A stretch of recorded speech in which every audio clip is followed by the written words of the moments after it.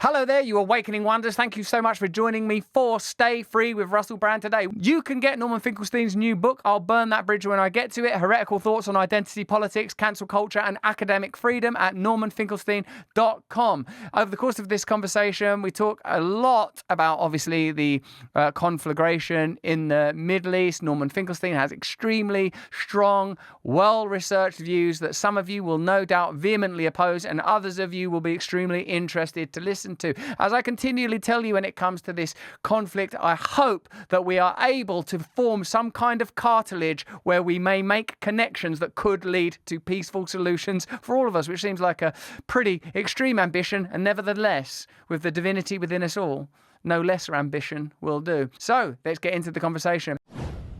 Norman, thank you very much for joining me for Stay Free with Russell Brand. Thank you for having me.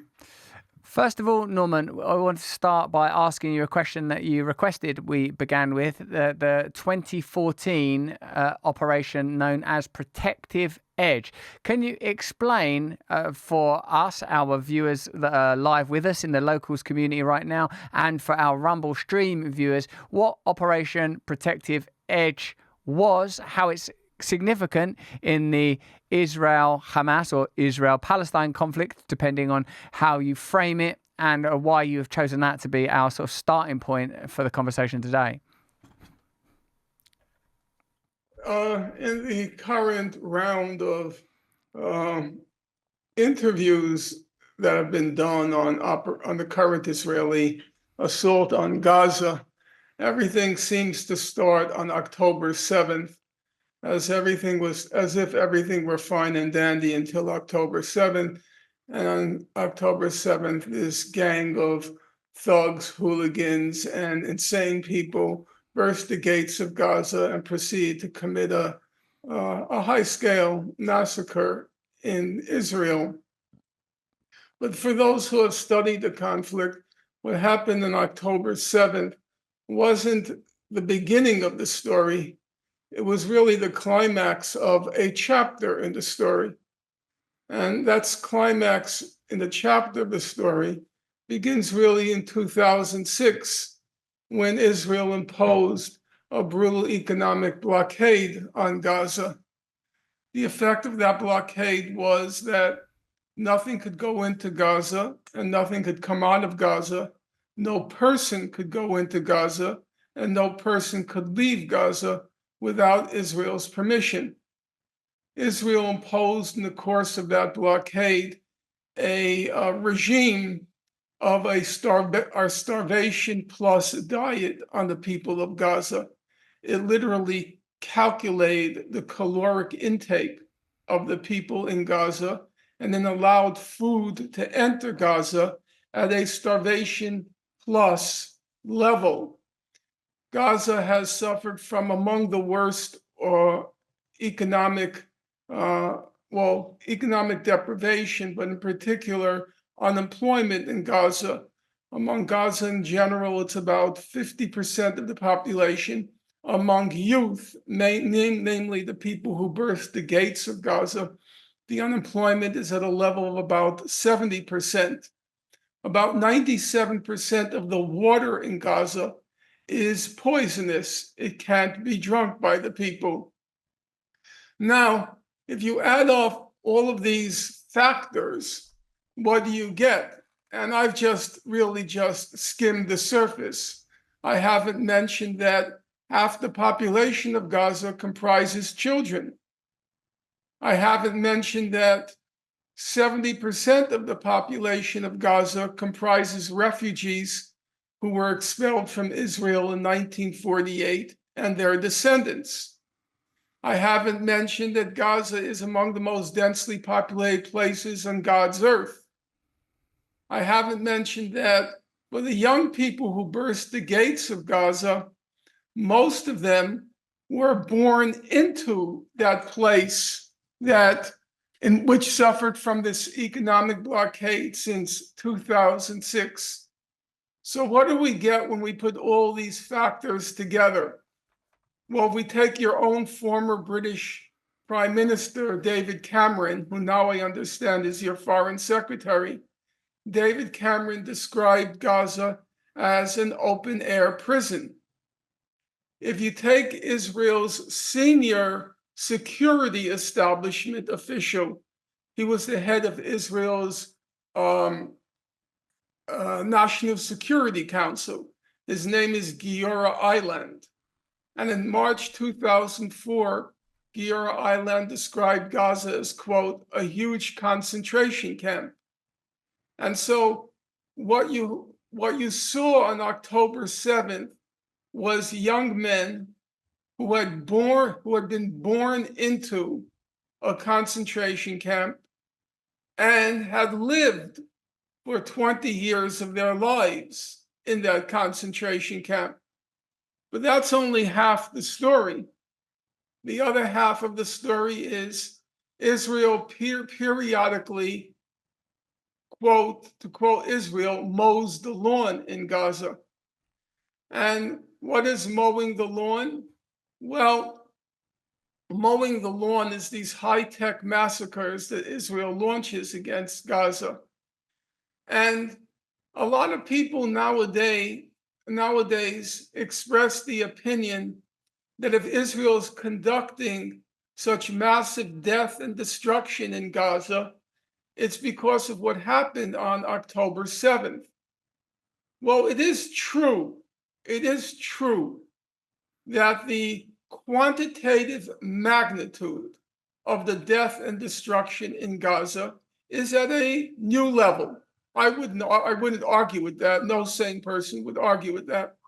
But it's not true that the methods that Israel is employing in Gaza are new or that they suddenly emerged after October 7th. So I asked your colleagues to just print out, you have in front of you, a list taken from not a human rights report, not from the United Nations, but just random testimonies of Israeli soldiers who fought in Operation Protective Edge in 2014. Now, I want you to bear in mind that this list comprises not soldiers who are peaceniks, not soldiers who feel guilty or remorseful about their actions. On the contrary, these soldiers just randomly describe what they did in Gaza. And I want to reiterate for your listeners, this is before October 7th. This is standard operating procedure for Israelis each time they mow the lawn in Gaza. So I'm going to ask you, Russell, because by profession you're an actor, so you have a much better voice than me. Just for each testimony, I'm just going to ask you to go soldier, read one, soldier, read the next, because I think it's important for listeners to understand what drove those young men to burst the gates of Gaza, and we have to be honest, committed atrocities. So if you don't mind, just read it for the listeners. Of course, Norman, I will happily comply with that. And at the bottom of page 219 in your book, Gaza, the source that is cited is Breaking the Silence. This is how we fought in Gaza. Soldiers' testimonies and photographs from Operation Protective Edge. And then afterwards, and because, I don't know what context this will get subsequently used in, Norman, I'll be asking you what the oppositional view to everything we're discussing here is when people say that Israel is the only country that's ever shown any sort of clemency to Palestine, that there never was a nation of Palestine pre-1947. All of the common arguments that come up so that we can, even in this, God, I hope somewhat neutral, or at least the neutrality provided by me being somewhat uninformed and just broadly speaking an advocate for peace and solutions that go beyond military solutions, so that we can have a conversation that has some tenacity and integrity to it. So these are the sources that Norman Finkelstein has requested that I use. Fearless J says, I hope he doesn't do it in his Arthur voice. That would not be appropriate, Fearless J. I will do it in a neutral voice. This is Soldier 18. When we left after the operation, it was just a barren stretch of desert. We spoke about it a lot amongst ourselves, the guys from the company, how crazy the amount of damage we did there was. I quote, listen, man, it's crazy what went in there. Listen, man, we really messed them up. Fuck, check it out. There's nothing at all left. It's nothing but desert now. That's crazy. 21, Soldier. I remember that the level of destruction looked insane to me. Source 22, Soldier. We entered Gaza with an insane amount of firepower. 25, Soldier. It all looked like a science fiction movie. Serious levels of destruction everywhere. Everything was really in ruins and non-stop fire all the time. 30, Soldier. Before the entrance on foot to the Gaza Strip, a crazy amount of artillery was fired at the entire area. Before a tank makes any movement, it fires every time. Those guys were trigger happy. Totally crazy. 31, Soldier. The explosions effects caused major amounts of damage, but that doesn't interest anyone. Use it. Explosives can't be taken back, the platoon commander says. I don't want to leave explosives with me. 36, Soldier. Our view was of the center of the strip. Let's say it was a real fireworks display. From a distance, it looked pretty cool. If you looked through a night vision scope, you saw crazy wreckage. It was a real trip. 38, Soldier.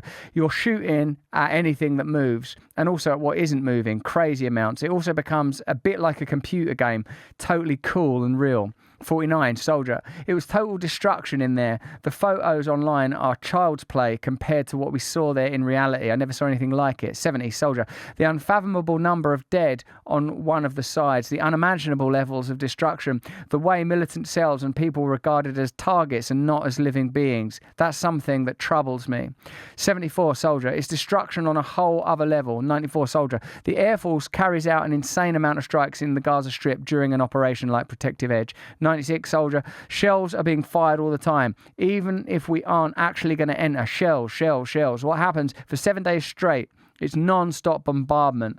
That's what happens in practice. These are accounts taken from Gaza, read by me. And of course, it makes chilling reading, in particular the one that characterizes those events as being sort of the kind of homogenized and neutral events that might take place in a computer game. And of course, like in my own sort of analysis of the depictions of violence, I've noticed that, for want of a better term, violence practiced by the West, and you know, in this context, perhaps we can incorporate Israel into that synecdoche, is often characterized as rational and neutral, whereas dissident violence is characterized as emotional, savage, barbaric, when ultimately, whether you are killed by a drone or an insurgent, it's ultimately a death. A child murdered is a child murdered. A woman or an adult murdered is an adult murdered. So how do you think, if you were not sat with Russell Brand, but you were sat with Ben Shapiro right now, what do you imagine you would be facing? I imagine he would give you some descriptions and depictions of October the 7th. He would talk about the various purges and pogroms and Holocaust, perhaps. What kind of context do you think that your opponents, and I recognize as well, you're not unique, but very particular history, as I understand your parents are Holocaust survivors. Obviously, you know, your name and my knowledge of your history, I understand that you are a Jewish man. Can you tell me what troubles you most about the arguments of those that oppose, who do not share your perspective? Well, first of all, I have welcomed the debate with Ben Shapiro many times. He's stupid, but not so stupid as to appear with me on the same platform, and so he has declined. Now, what are the arguments to defend this sort of conduct that's described here? One argument would usually be that it's selective, but alas, this is not selective.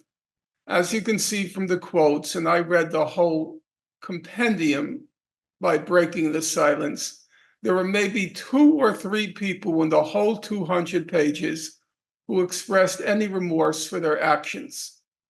As you can see from what you read, they're just casually describing, without remorse, without guilt, without pretending to be peaceniks, about what they experienced in Gaza.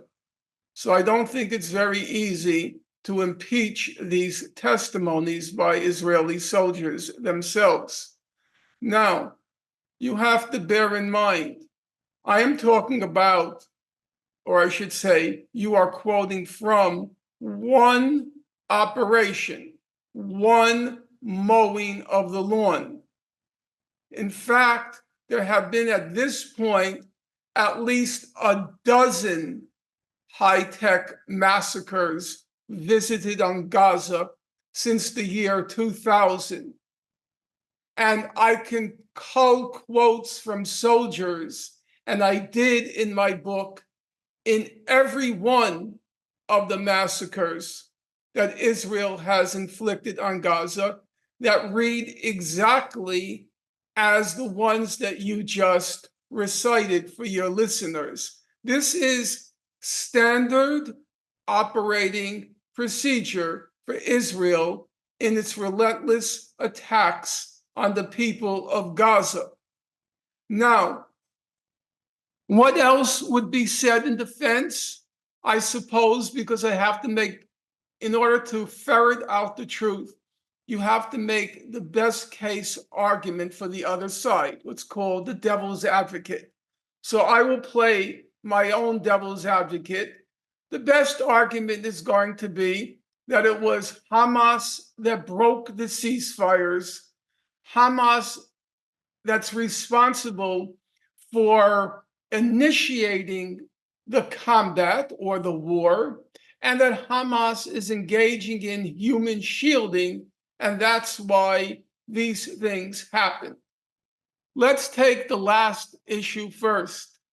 As you can see from these testimonies, they have the amounts of firepower Israel used had nothing to do with human shielding. They're describing what they call crazy, look at the words, crazy, insane amounts of firepower, which are randomly, indiscriminately being fired on a civilian population. Where does human shielding even come into play here? It's not as if the combatants are saying we were trying to target combatants, but they were being shielded by civilians. That's not what the testimony says. If it did say it, I would have put it in the book because I am not afraid of truth.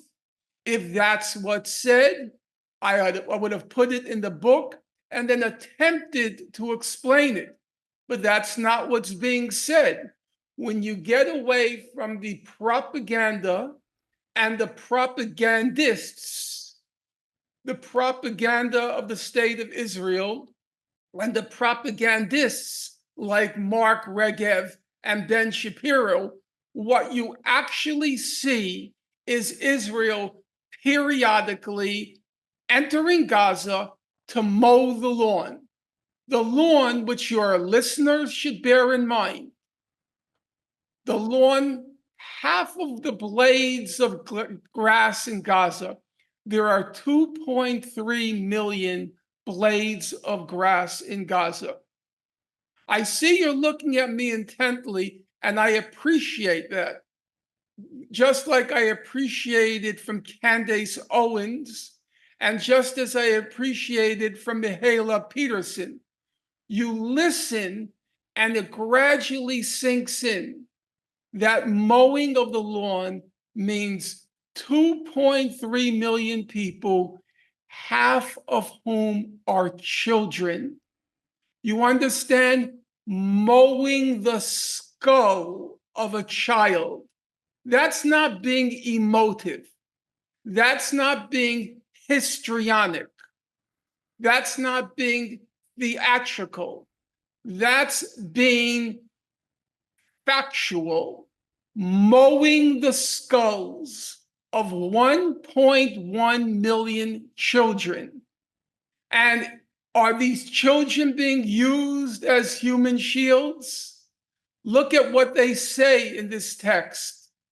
We are indiscriminately, randomly using insane, crazy amounts of firepower directed at a civilian population.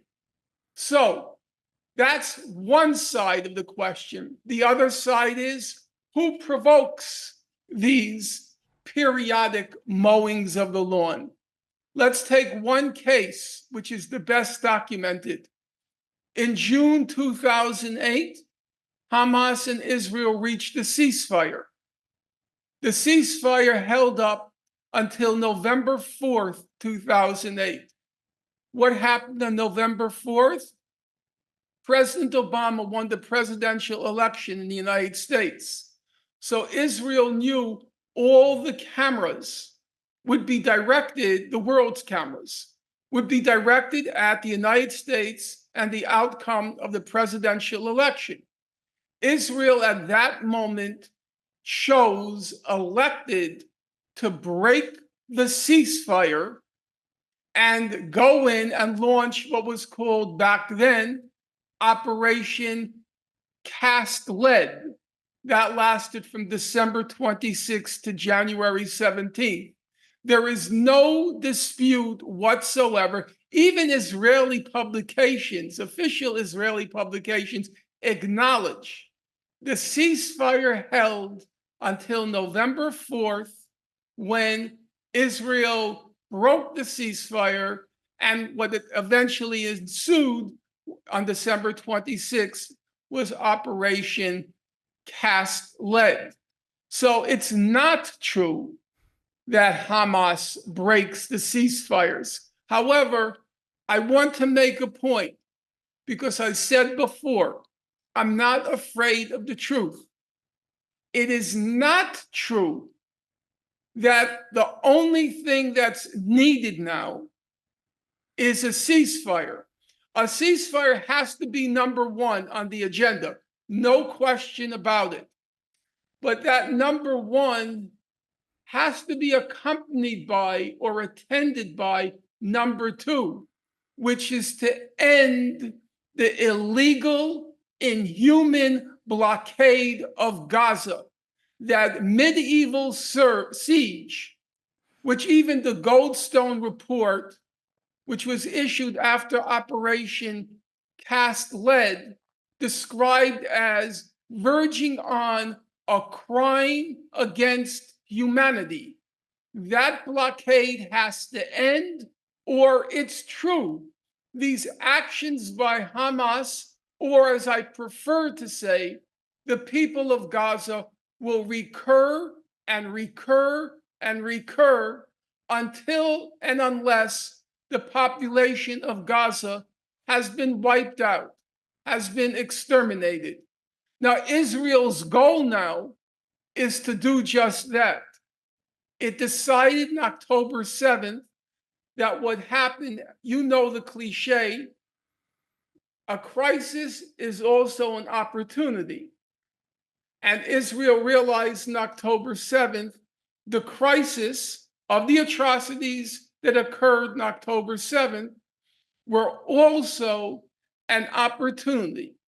And the opportunity was to once and for all solve the Gaza question.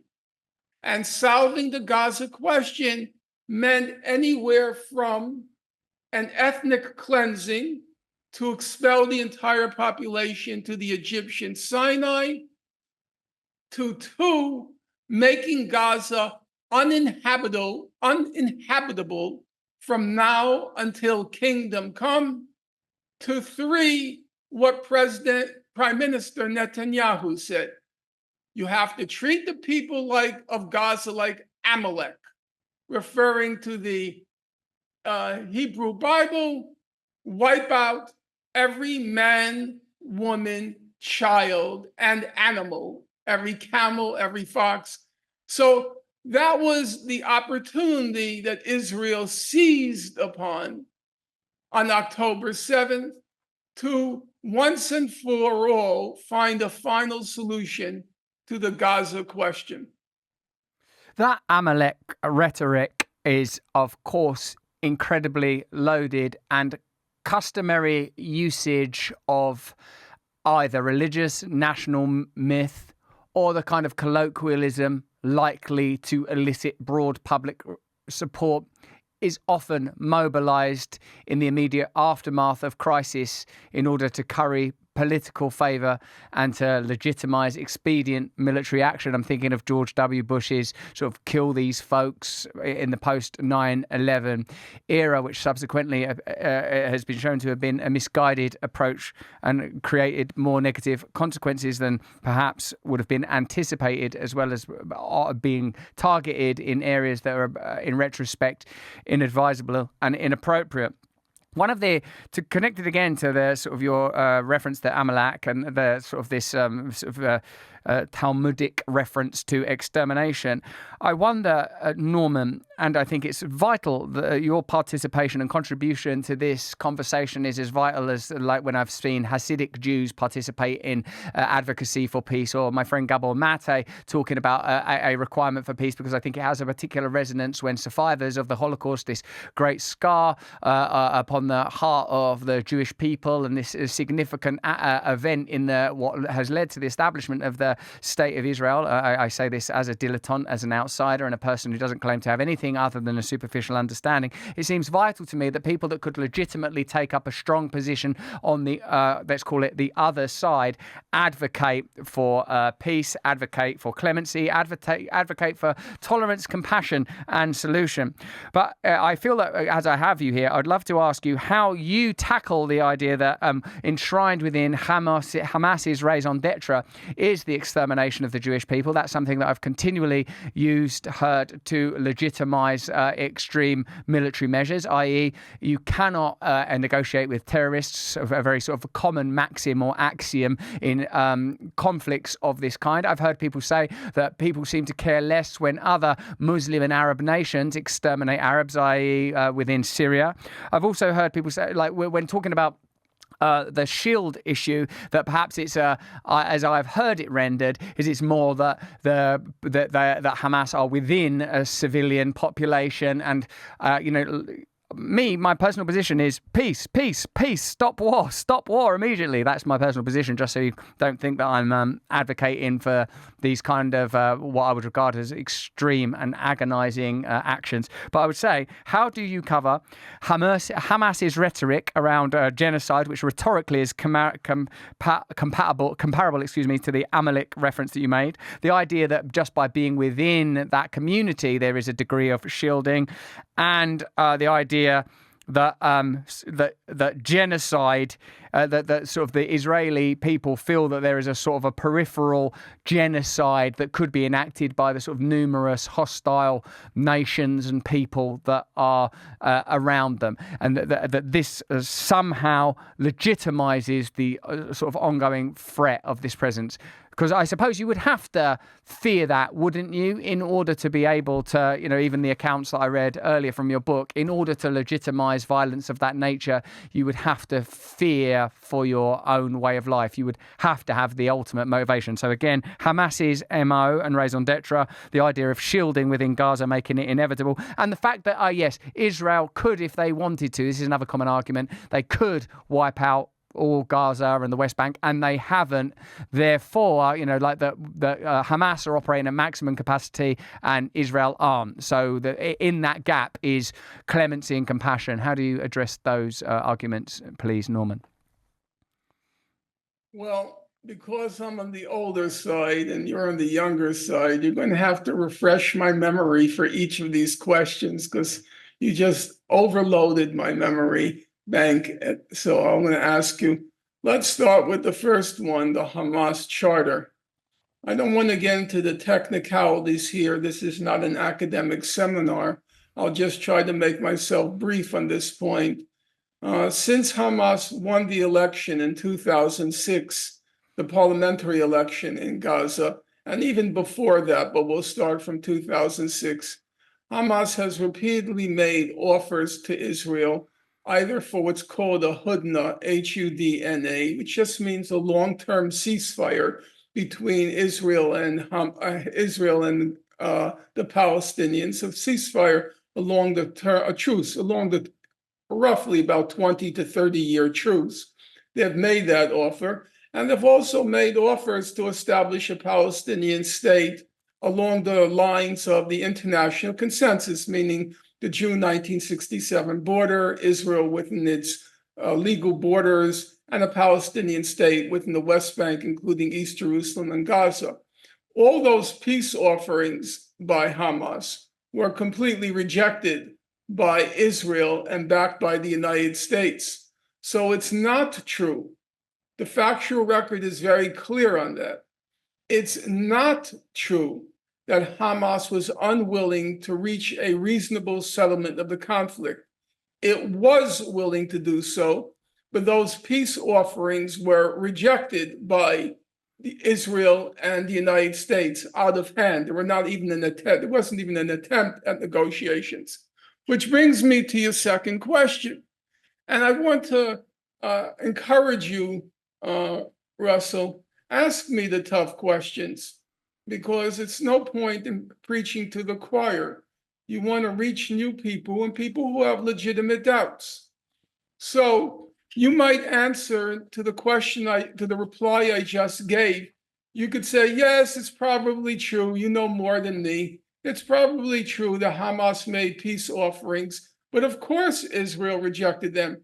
How can you negotiate with a terrorist organization? And even people like Bernie Sanders in the United States, during the first month of the Israeli genocide in Gaza, he kept saying he's against the ceasefire because you can't negotiate with Hamas, because Hamas is a terrorist organization. Now, I'm going to ask you and your listeners to answer a very simple question. It couldn't be simpler.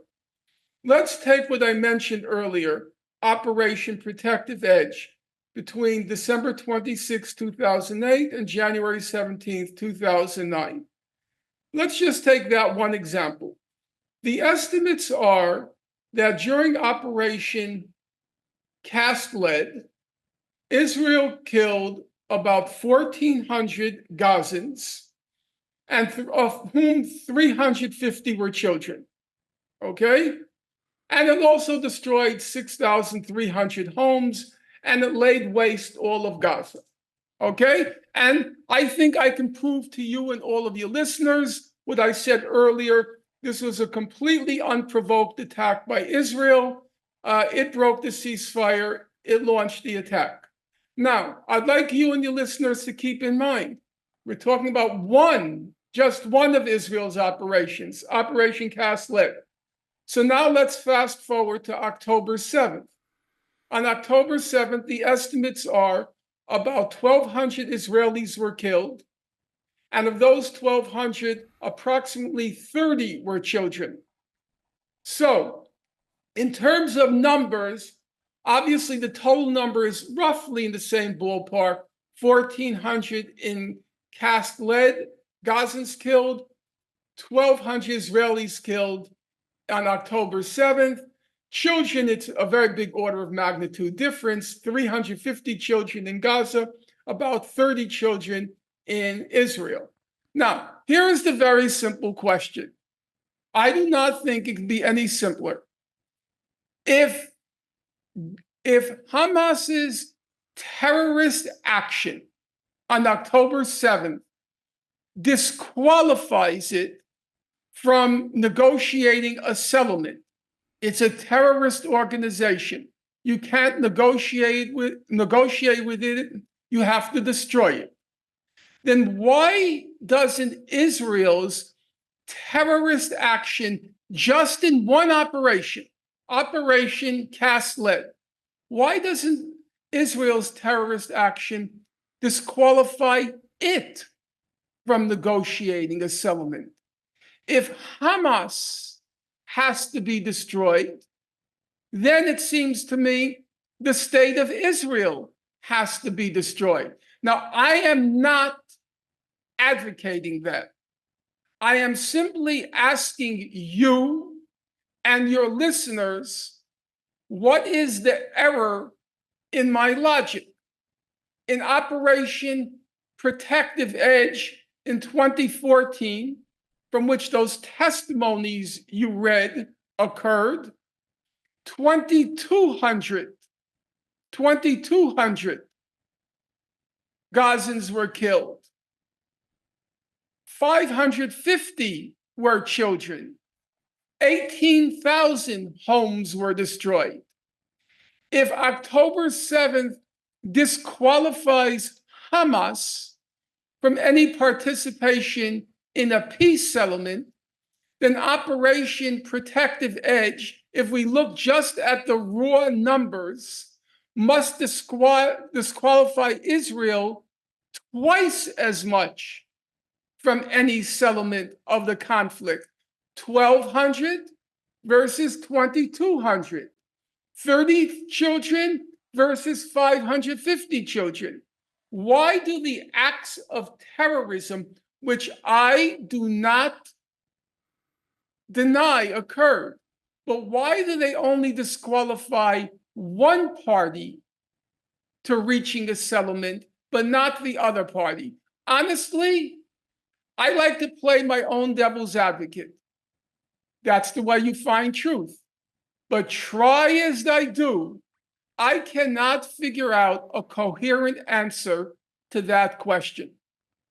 I suppose it must be because of the historic relationships between Britain and the establishment of Israel, a kind of a broader set of relationships between US-Israeli interests in particular, where it is acknowledged and understood that there are certain types of military violence that are in a taxonomized as rational, logical, necessary, and other sets of violence that are seen as provocative, whether it's the events around 9/11 or the numerous times that Britain, as a former colonial power, has enacted violence on people of India, various African nations, the people of Ireland, legitimizing it as sort of the kind of necessary control against sort of savages or groups of people that are regarded as having less rights. I suppose if you don't have a general consensus that all human life has a particular value, then you are, I suppose, on the pathway to being able to legitimize certain types of violence and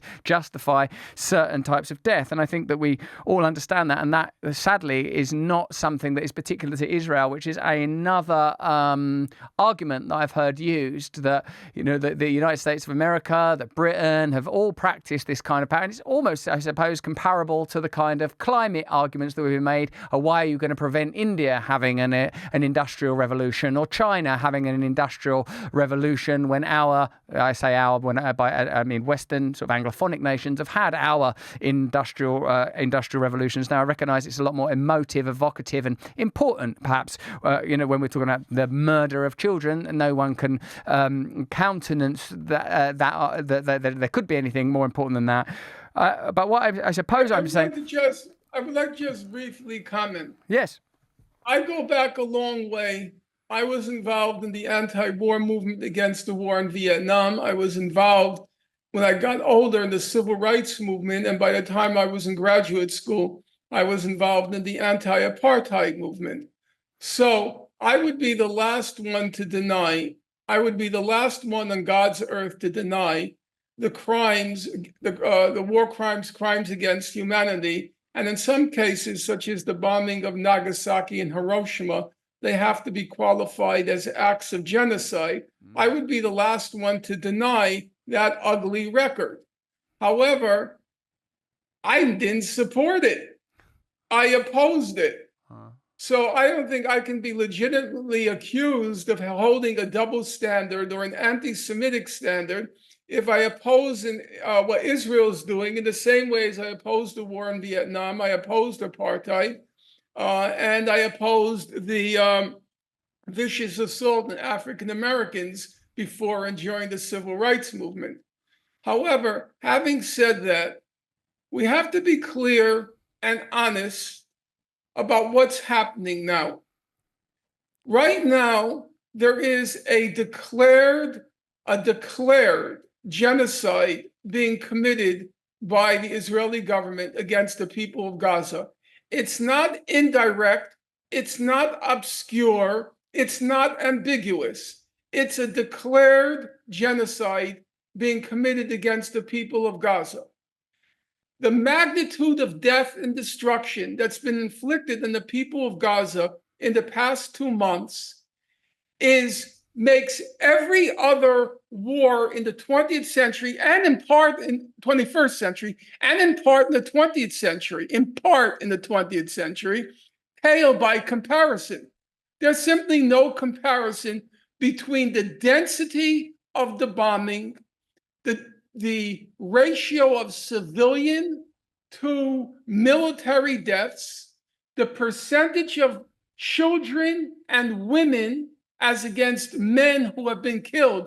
There is no comparison with any other conflict in the 21st century, be it Afghanistan, be it Iraq, be it Ukraine. There is a light year separate what I should say a chasm separates what Israel has been doing with any other conflict in the 21st century, and in some cases, even the 20th century, in terms of combatant to civilian ratio of deaths. I would also say that Israel has crossed a negative threshold of barbarism, and I use my words very carefully. Israel has crossed a negative threshold of barbarism insofar as this is the only conflict, to my knowledge. Now, I cannot say for the Nazis during World War II because I'm not certain, but it's the only conflict, to my knowledge, where as a matter of open state policy, Israel has been targeting hospitals in Gaza. Now, I want you to listen to me carefully, Russell. I go back to the war in Vietnam, and I was active in the anti-war movement. And I have a searing memory of that war. There are many memories, but one in particular. During Christmas 1972, the United States bombed Bach Mai Hospital. For your listeners who are interested, it's spelled B-A-C-H, new word M-A-I. Israel bombed Bach Mai Hospital. And that atrocity, the U.S. bombed Bach Mai Hospital. That atrocity, which of course the U.S. denied and said it was an accident and it was a mistake, is seared in the memory of everyone who passed through that war. In fact, when I was a graduate student, I set up a table at the front of my library where I collected money to help rebuild Bach Mai Hospital. And Bach Mai Hospital, by the way, was rebuilt by American donations. People, not the government. Forget Kissinger, may he burn in hell. No, it was by people, ordinary people who gave to rebuild a hospital. The bombing of a hospital until this Israeli genocide in Gaza was literally unthinkable as an official open state practice. Let me enter those qualifiers again.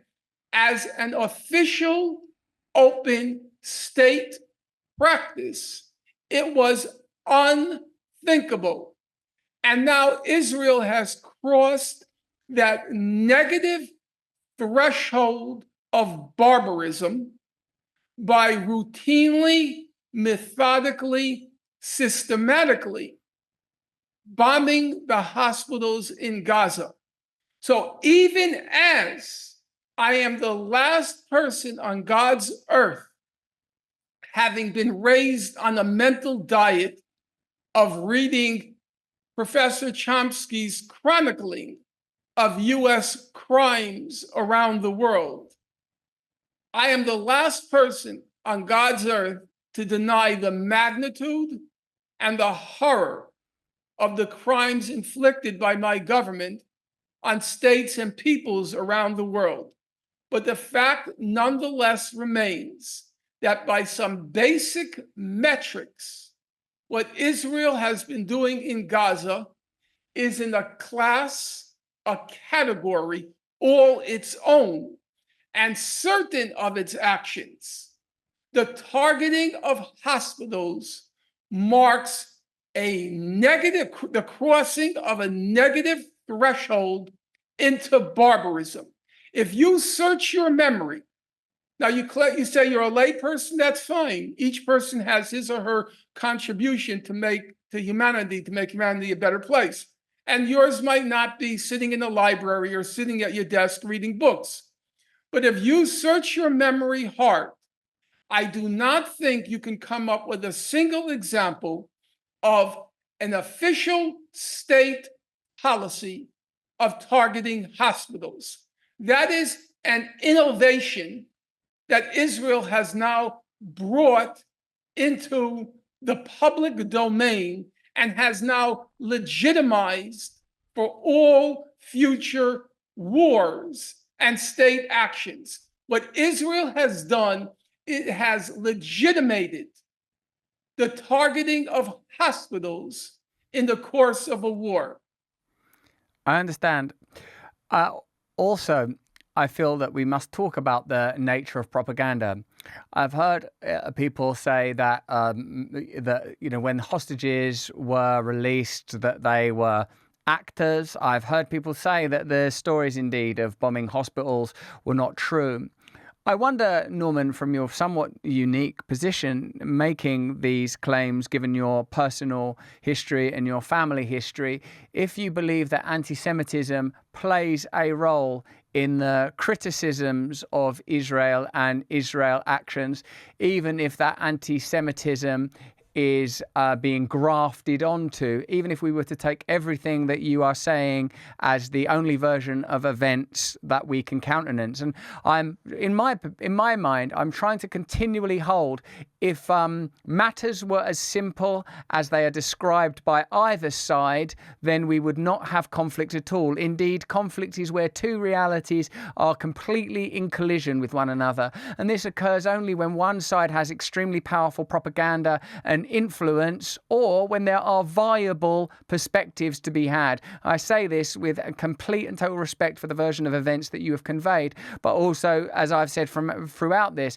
as a person from Grays in Essex in the UK, an English person who has only the affinity of the heart with all of the people that are suffering as a result of this conflict and all of the evident exploitation that's happening throughout elite establishment interests. I refer entirely now to military-industrial complex exploitation of both the Ukraine-Russia war and this escalating conflict in the region that we are discussing today. I ask, do you believe that anti-Semitism is grafted on to this conflict, even if we take everything that you've said is entirely true, and as you know, I'm not arguing with you, I'm listening to you. Do you think that anti-Semitism is on the rise? Do you think that anti-Semites have that there is an anti-Semitic opposition to the state of Israel? Do you think that there is a unique perspective and set of standards applied to Israel that are not applied to the United States? And I've heard your arguments there about sort of what you regard as unique sort of targeting of particular public institutions. As a Jewish man and as the child of Holocaust survivors, do you feel that anti-Semitism is grafted onto this conflict in any way or used to legitimize anti-Semitic tropes or arguments? Russell, you use the word grafted. I would use the word inevitable spillover. What do I mean by that? I'll give you a personal example. My late father, as I suppose you know, he was in the Warsaw Ghetto, and then he was in Auschwitz, and he was in the Auschwitz Death March. Now, my late father hated not Nazis. Let me be clear about it. My late father hated Germans, not Nazis, Germans. So I remember he was once reading a book by a Russian author. My father knew Russian. He was Polish, but he knew Russian. He was reading a book by a Russian author, and he recommended the book to me. Why did he recommend the book to me? He said, because in this book, they don't refer to Nazis, they refer to Germans. I remember that. I was not happy with that, with what he was saying. But I recognized that given what happened to him, there was an inevitable spillover from hating Nazis to hating Germans, because Germany was a Nazi state for a period of time. We can't deny that. Germany was a Nazi state. In the 1950s, when the United States was carrying on all sorts of activities around the world to destabilize governments and overthrow governments which are viewed as hostile to its elements, a famous book came out. You can even Google it. It was called The Ugly American. It wasn't called The Ugly CIA. It wasn't called The Ugly US Army. The Ugly American. Again, an inevitable spillover from the activities of our government, many of which, by the way, most Americans were completely unaware of, an inevitable spillover from the government to the people. Now, how can it come as a surprise if Israel calls itself a Jewish state, if Israel calls itself the state of the Jewish people, if all the official organizations in the UK, the Jewish organizations, support the actions of Israel?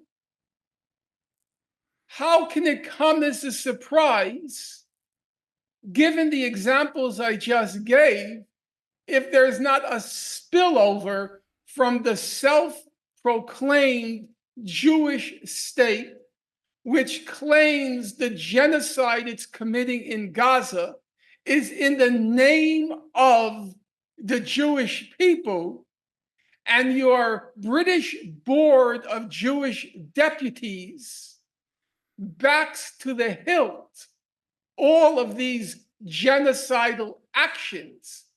It would be a very big surprise if there weren't a spillover from hating that genocidal state to also bearing a large amount of animus towards Jews in general. But having said that,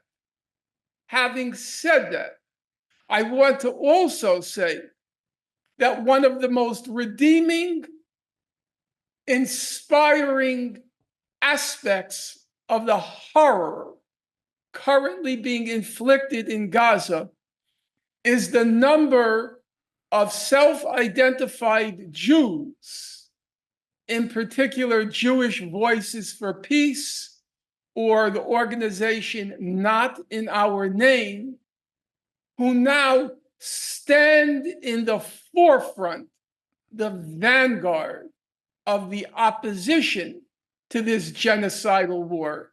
If you take not any, but most of the big anti-genocide actions in the United States in the past 2 months, at Grand Central Station in New York, at the Statue of Liberty, at numerous sites, always in the front, in the vanguard. And as a Jordanian friend of mine said the other day, he said, you have to be honest about it. The best organized and the most aggressive opponents of the Israeli genocide are Jewish. So, in my opinion, number one, it puts the lie to the claim that this opposition to the genocide springs from anti-Semitism. And I also have to say, by Jews being in the forefront, the vanguard of the opposition to the genocide, they do the most to dispel and dissipate the anti-Semitism, whereas the British Board of Deputies, that monstrosity named Dame Margaret Hodge, they are the ones in the vanguard and the forefront of fomenting anti-Semitism. In fact, they are by a wide margin the main fomenters of anti-Semitism in the Western world. It's the Dame Hodges, not the Jews fighting the genocide, who are the main fomenters of anti-Semitism in the Western world today. Norman, I've got two good questions, actually, both from one person on the stream here, Kay Cotwas. He asks, how would you respond, he or she, yeah, he asks, how would you respond to people like Sam Harris and Bill Maher, who argue that you can't make an equivalency? Can you just scroll back a little bit, guys, so I can just see that question again? Thank you so much. You can't make an equivalency, moral equivalency, between Israel and Hamas, who don't accept women's rights, believe gays should be executed in theocracy. That's one question about the moral equivalency from sort of public intellectual stroke media figures like Sam Harris and Bill Maher. You can't make a moral equivalency because of the, let's call it, lack of progressivism sort of within Islam and presumably therefore within Hamas. And also, Kay Kotwas is asking about the influence of his term, Israeli propaganda apparatus on Western media. So the two questions are, how would you address like Sam Harris and Bill Maher saying you can't compare Israel and like Ben Shapiro as well would say, like, Israel's a democracy, there are like sort of Palestinians are moving in and out of Israel, he would say, and of course, this idea about sort of women's rights and ideas around sort of sexual equality and sexual freedom, and then how also from Kay Kotwas on our stream, our live stream, how the Israeli propaganda apparatus influences Western media. So two pretty big questions there, Norman. I wonder what your thoughts are. I'm going to ask him, Russell, to refresh my memory. If I don't want to appear to be evading a question. So if I forget to answer it, okay, just refresh my memory.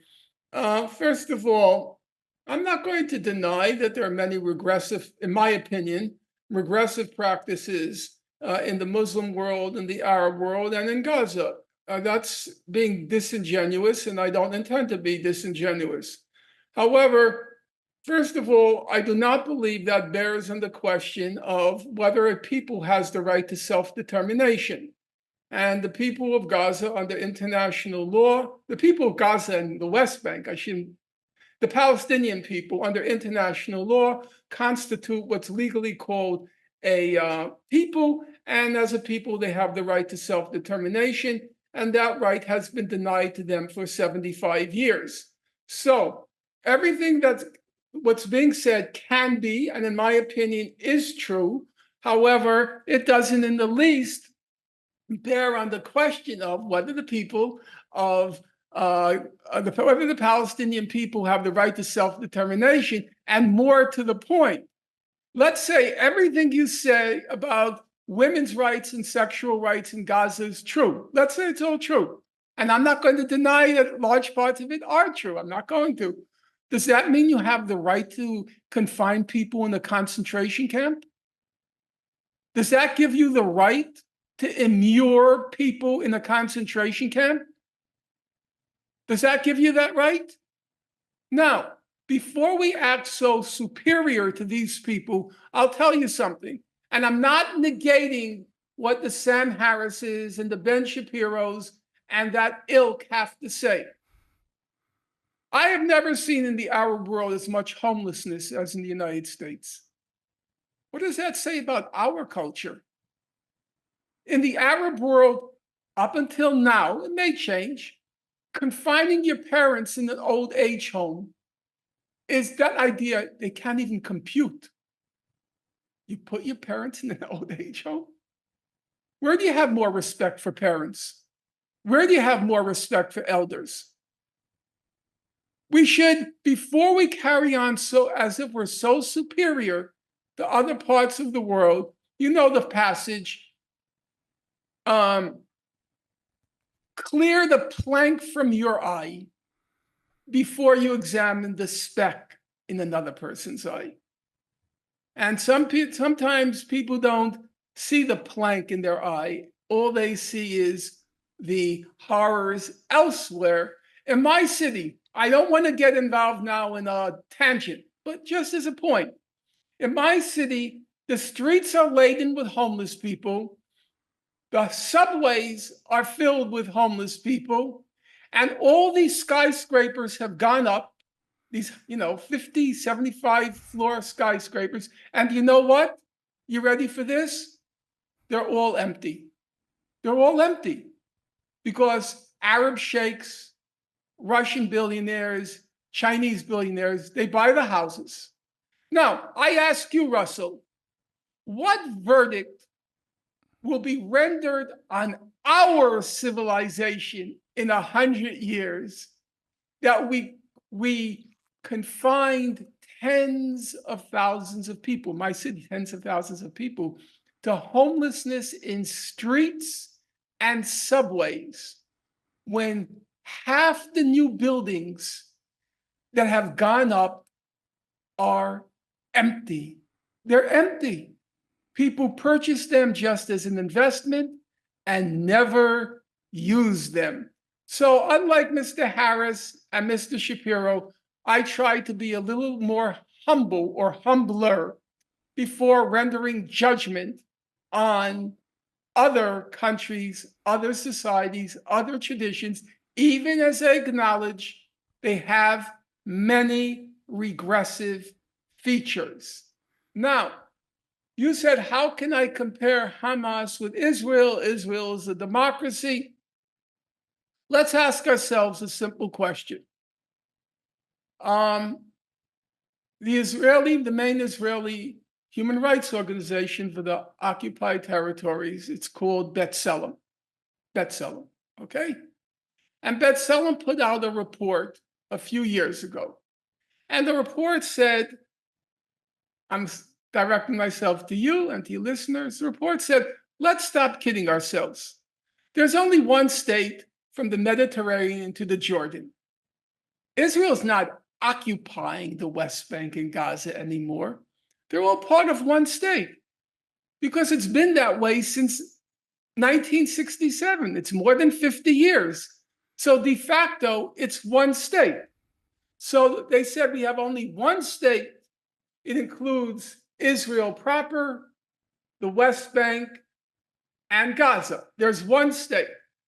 That one state has about 14 million people, okay? About roughly 14 million people. Of those 14 million people, 5 million of those people, namely the citizens in the West Bank and Gaza, or the people in the West Bank and Gaza, they have no rights. They don't have a right of voting. They don't have a right of citizenship. They have zero rights, zero, literally zero rights, okay? And the Arabs in Israel, about 2 million, they have some rights.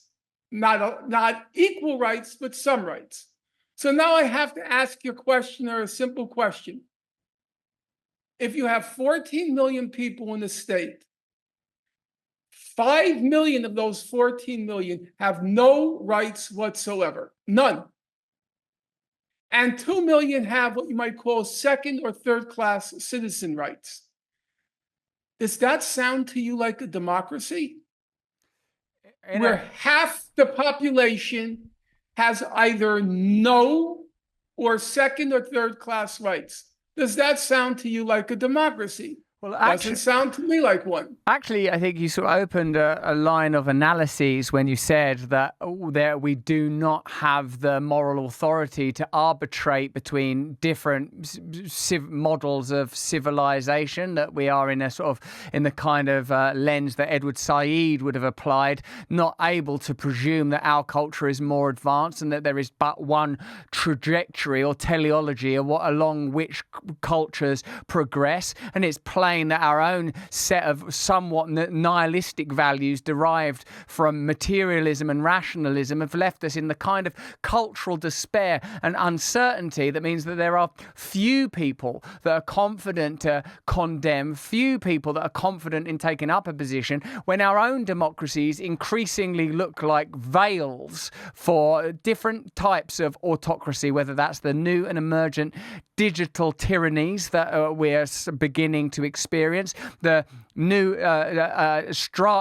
heavily stratified nations that both of us are living within now, where new extremes of poverty are regularly tolerated, where life expectancy, that famous marker of progress, is finally descending in the United States of America, where people feel disconnected, lost and adrift. Perhaps it's within this context that we are unable to offer a position, come from a position of legitimate moral authority to even evaluate where our affiliations might lie. Perhaps it's easy to take shortcuts and to support just based on rhetoric and artifice the kind of affinities that evidently exist between the nations that we are discussing. For plainly they do, if the recent UN vote is anything to go by, with the with the sort of with the blocking of a potential ceasefire that's just taken place in the last couple of days. So I would say, listening to you now, it sounds like democracy itself is in trouble. Progressivism itself is in trouble.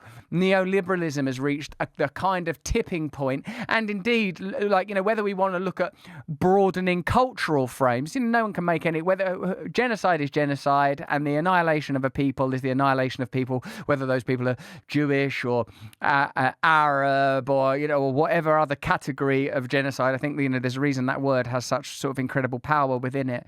But it seems to me that, when we sort of look at when did this conflict start, we've got a lot of questions to answer about how we found ourselves in this position and how will this conflict end.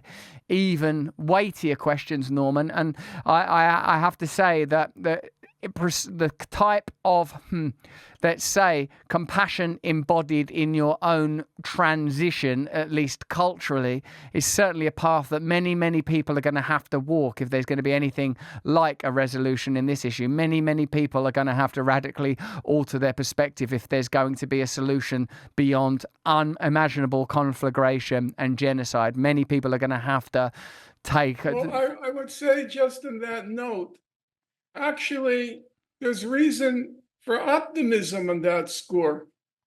The evidence is overwhelming that large masses of people in the United States, in the UK, and elsewhere, they don't need to have their thinking renovated. They have a very clear sense that what Israel is doing in Gaza is utterly criminal, and that the US's support for that criminality is equally criminal. If you look at the polls in the United States, 70% of young people oppose Israel's genocidal war in Gaza. A large percentage of Democrats, judging from the most recent polls, oppose President Biden's blanket support for Israel. And I suspect you'll find the same percentages in the UK. My memory is that very large demonstration you had in London a few weeks ago. It was one of the largest demonstrations of popular opposition to war in your nation's history. So, in my view, the problem is not the thinking of ordinary people. Ordinary people know there's something wrong when a high-tech state is murdering in broad daylight women, children, old people, targeting hospitals, laying waste to entire towns and cities. There are places now in Gaza like Beit Hanun, which used to have 35,000 people, Now you go there, it's a howling wilderness, a howling wilderness. People understand that. The problem is not that ordinary people are brainwashed. The problem is the greed, the lust for power of a handful of parasites and murderers. They're the problem. That handful of parasites and murderers who have not a corner of their heart able to reach out to the suffering of ordinary people, be it a homeless person in the streets of London or a child in Gaza. Their hearts have been so hardened and inured by their greed and their lust for power. They are the problem. If I can use the expression that came to pass beginning with the Occupy movement the Occupy movement, we, the 99%, are not the problem. That 1%, they are the problem. Norman, thank you very much. And I feel that over the course of this conversation, while plainly you have extremely clear, well-informed and passionate views, which we know that many people will strongly oppose, that is the nature of this conflict. I feel that when we talk about establishment corruption, a billionaire class of all denominations beyond religious or racial affinity and the interests of ordinary people, as characterized by that great maxim emergent from the Occupy movement, the 1% versus the 99%, perhaps we find territory where we might progress together in decentralized, autonomous communities where people have individual, cultural, traditional, religious, progressive freedom, freedom from censorship, freedom from external control, the right to live without an exploitative class of people of any religious or denomination imposing violence, both military, ideological, political, and financial upon them.